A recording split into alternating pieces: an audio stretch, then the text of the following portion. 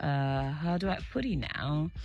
Something different from rice. I recall that last week we had, mentioned something concerning rice. Today we're going to be focusing on livestock.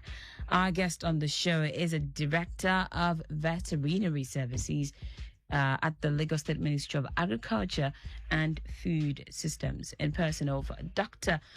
Rasheed Macaulay. Good afternoon to you. Yeah, good afternoon, Nigeria. Good afternoon, Lagos. All right, good to have you in the studio with us this afternoon.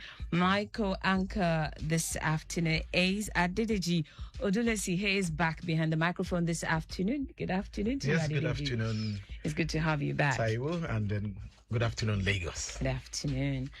All right, then. So let's get down to business. Let's talk livestock in Lagos. I mean, I don't recall seeing poultry in Lagos. I don't know, maybe Ikorodu or maybe Epe or Badagry, but within the Lagos metropolis, livestock, I don't know. Tell us about what you do, in your own department, the Veterinary Service of the Lagos State Ministry of Agriculture and Food Systems. Yeah, thank you very much. The Veterinary Services Department has a mandate of providing health services to all animals in Lagos State. The pet owner, the farmers, that own animals, both poultry, livestock, and wildlife animals, aquatic animal, will provide health services to all those animals. And then we do disease surveillance, disease control, prevention, and surveillance. And prevention, we register license abattoirs in Lagos State. All abattoir that is established in Lagos State must pass through the Ministry of Agric Veterinary Department for regulatory purpose before they can be established.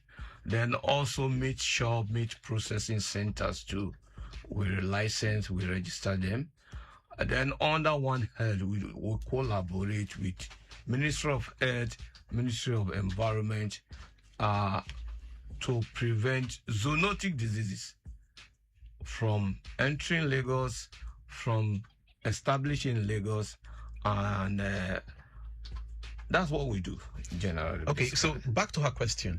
She said she can recall maybe Badagry or Ekbe to see poultry farms, things like that. So what of household here in the city? Where you mentioned a suburb, yes, those are agrarian areas. Don't allow them to hear that they are suburbs. They are primarily agrarian area. Okay. In the metropolis, we have what you call urban farming, where you hold small quantity of animals at the back of your within your compound per se. And if they are more than that, it's becoming something else. So you have to move them to suburb or to where they are designated as primarily as a farming area. Why is that? Well, we have urban farming, but there are laws, there are rules and regulations that guide urban farming, because we don't want a situation whereby when you keep an animals, you create a nuisance, inconveniences for your neighbors, and all those things. So that's why there are specific number of animals you can keep within your compound in the urban areas, just for local consumption, and you can even make it commercial on a small scale level. That does it. I had mentioned something on this show before, considering, the state of insecurity now and the way we see animals around us. So talk to me about the number of animals that can be found in the neighborhood, and, that basically the figure that's a resident must not exceed. In the neighborhood, depending on the size of your compound, especially the small ruminant that is the sheep and goat, you cannot keep more than 10. For the bigger ruminant, which is cow, you cannot keep more than 5. For chicken, maximum of 50, 100. Depending on the space you have, right? Depending on the space you have. If they are more than that, it becomes commercial. So you have to move them to area designated as a farming area. So, but even having all of these, this smaller figure, we have some of them who allow them, flock around, stray around, walk into people's premises, just to eat and all of that. Are there laws guiding some of these things? Yeah. There's what we call responsible animal ownership. So the mere fact here you are allowed to keep some certain number of animals within your compound in the urban area doesn't mean you should not be responsible for their welfare. So you have to, your animal you keep within your compound must be confined within your compound. Once they stray out, the law will catch up with you, and then the animal will be confiscated. That's all. All right then. Taiwo, have you ever seen a cow straying before? Have you ever seen? Oh yeah, sure. Okay. Sure. I mean, I have noticed a couple of them, and then people just avoid them because of the people, guiding them. And that brings us to the issue of abattoirs. Abattoir. Yes. Tell us about the abattoir. We are very familiar with the one at Agege. That is the major one, right? Yeah. Tell us if there are public abattoirs, if there are private abattoirs, how they are spread. In Lagos, the Ministry of Veterinary Department is mandated to register a licensed abattoir, and you cannot just open an abattoir just for the fun of it. There are laws and regulations that guide the operation of an abattoir within the state, and if you want to establish an abattoir, you have to come to the Minister of Agric, and we give you all the guidelines and all those things. But currently, we have a major abattoir, which is at Okoba Abattoir, built by the state government, and then we have others abattoir, satellite abattoir, public abattoir, about 12 of them, in various local government, and then we have 10 private abattoir. Individual can apply for abattoir just to slaughter and supply animals to network individuals, and so the local butchers cannot come into that private abattoir and slaughter. It's just for you slaughter and supply, and then the vet doctors have to come into the space to inspect whatever you want to slaughter. So that's just it. So those are the rules and guidelines that guide the operation of an abattoir. In all our abattoirs, the approved abattoir, we have veterinary doctors that do inspection of meat, both ante-mortem and post-mortem, and they issue kind of a certificate that these animals are inspected by vet doctors and they are fit for human consumptions. So anywhere you go, you have the right to demand for the certificate issued by vet doctor for this meat you are buying or the carcass you want to buy. So if the butchers cannot provide the certificate, that means that carcass or animal is not slaughtered in an approved abattoir.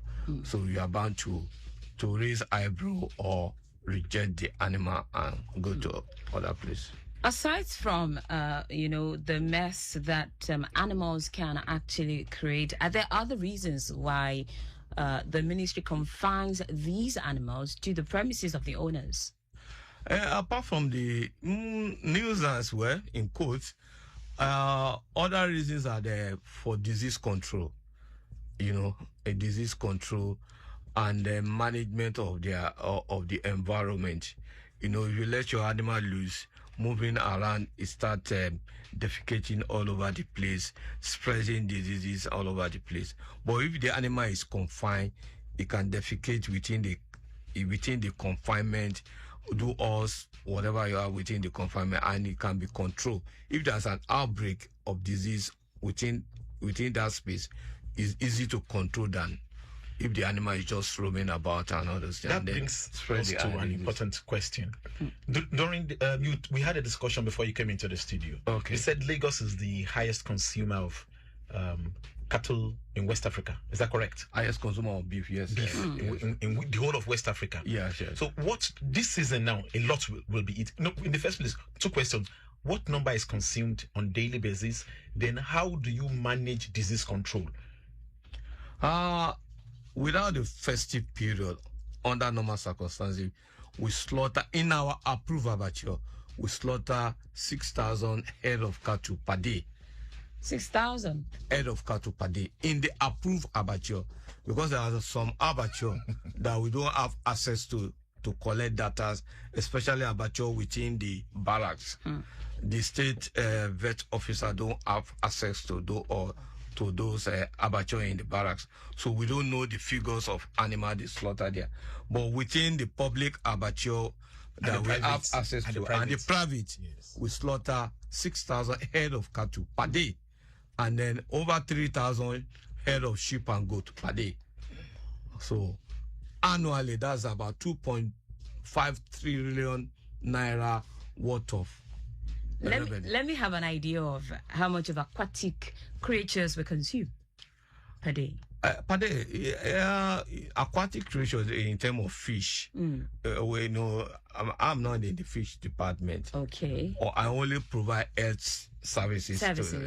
So I only know the quantity of fish. Because I'm actually, thrilled that in a city of aquatic splendor like Lagos, we consume that much beef. We have huge population. And then 60% of that population are youth, which they consume a lot of protein. And then the protein they prefer is beef. So you can imagine the quantity of beef where they go for. Even the adults that are supposed to eat less beef. I mean, we might need the Minister of Agri to partner with a dietitian to please state categorically the health benefits. Taiwo, you know something? So it's also a thing of fulfillment that you can tie a cow or a ram in the front of your house to show what. If you can't tie down your fish and let people see it. Yeah, sure. So to show that you have arrived or you are celebrating. So we tied down 2 cows. For our grandfather that died 40 years ago. If you try it with fishes, is either they swim away or... All right, Lagos Traffic Radio 96.1 FM. The program is Lagos Farmers. You can be a part of this conversation by putting a call through 0915-387-7127 is the number to call. You can also send a text to 0809-9120-777. Our guest on the show this afternoon is the Director of Veterinary Services, Lagos State Ministry of Agriculture and Food Systems. Dr. Rasheed Macaulay is with us in the studio. And yes, I am anchoring the show with Adedeji Odulesi this afternoon. And yes, like I said, you can be a part of the conversation. Now, let's look at some of the health risks these animals pose to humans. Okay. And how you manage them. The health risks are in twofold. Okay, before you answer the call, let's take this. Before you answer the question, let's take this call. Hello, good afternoon. Good afternoon, Taiwo. Good afternoon. Good afternoon, Dr. Macaulay. Yeah, good afternoon, Doctor. Yeah, my friend, Dr. Macaulay is Dr. Busari. I know. Well, I want to help you out. Okay, for the fisheries. At least I say fisheries. Yeah.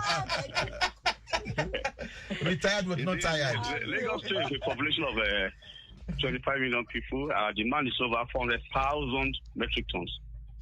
Daily? Per year. Okay, per year. Yes, because I know before I left service, our production, was just about a little bit over 200,000 metric tons. And we have a demand of over 400,000. That means we still have a deficit of over 200,000 tons.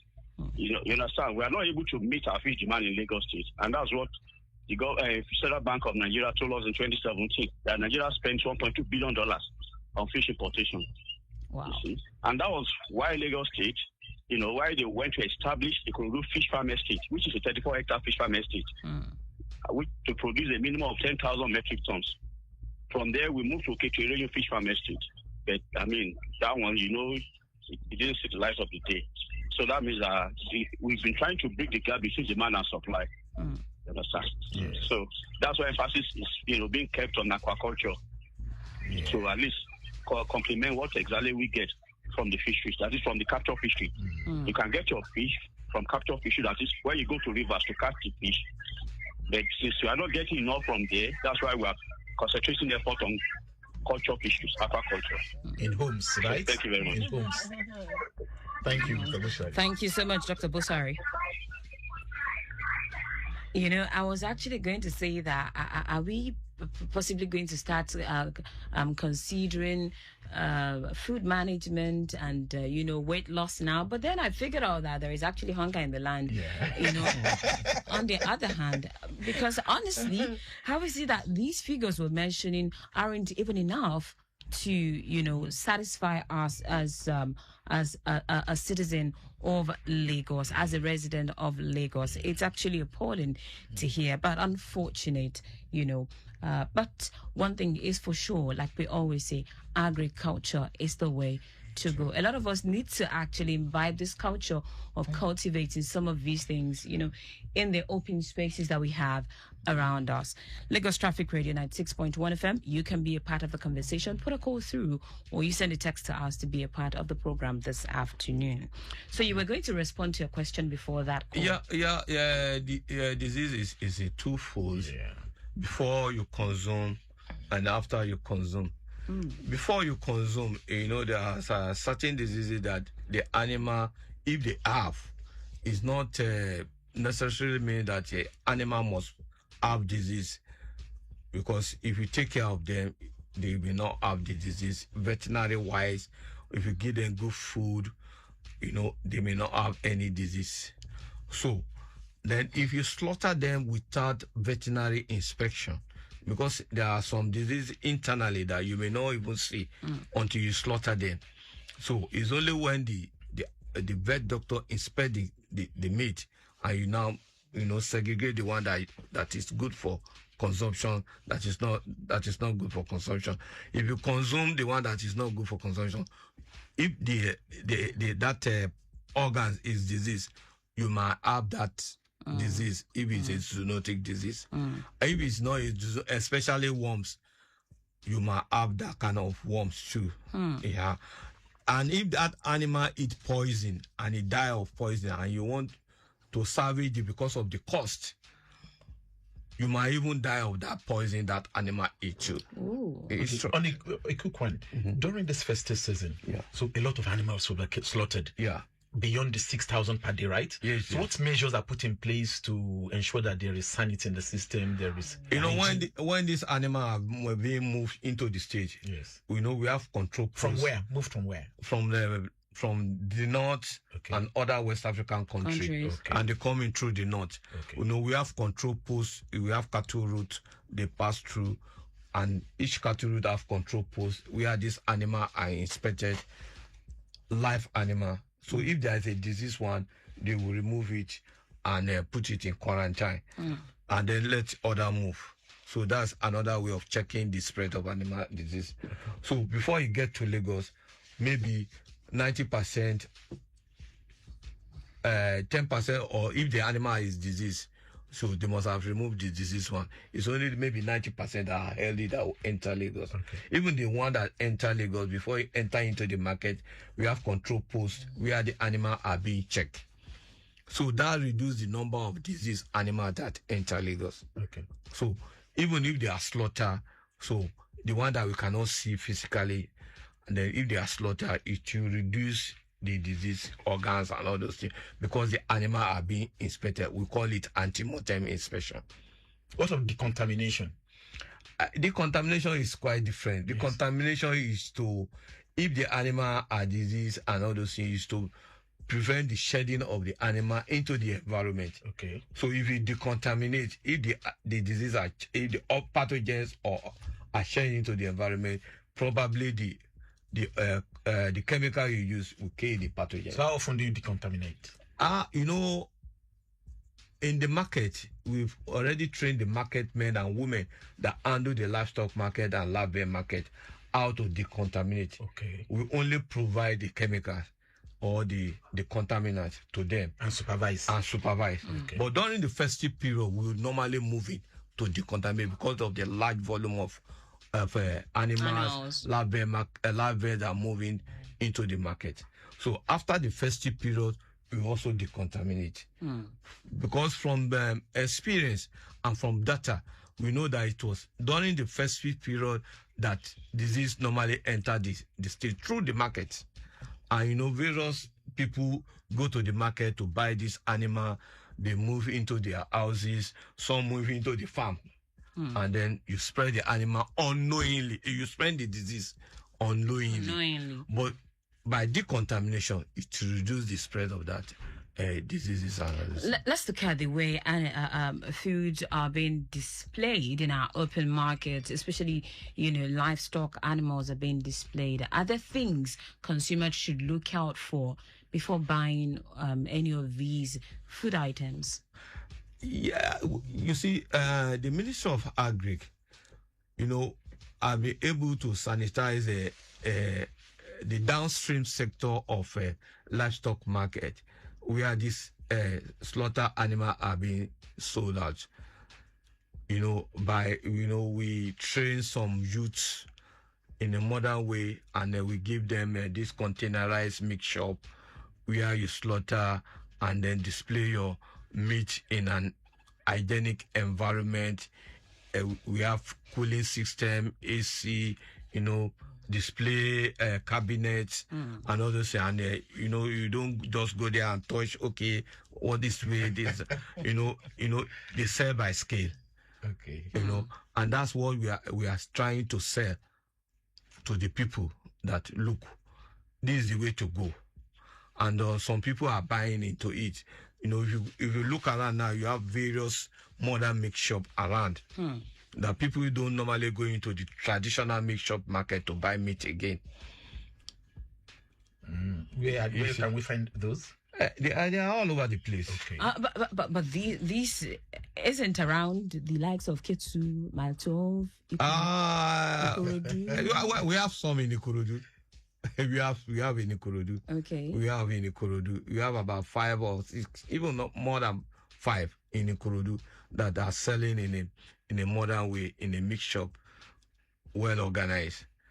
And if you go to Lekki Aziz too, you have them in high number. If you go to Surulere, Mori area, you see our containerized mixed shop. So what exactly are we doing for others to embrace this pattern so we can move away from the era of egbewe? Well, it's by sensitization and advocacy that look, you don't need to go to market where you see flies all over the place. Go to place where you can buy meat or meat products where there are no flies and where the environment is conducive for you to buy wholesome meat and all those things. So that's what we are trying to do. And then bringing youths, educated youth into the butchery system that are amenable to change. I'm sorry to say, the traditional butchers, they are in their characteristic manner, they are difficult to change.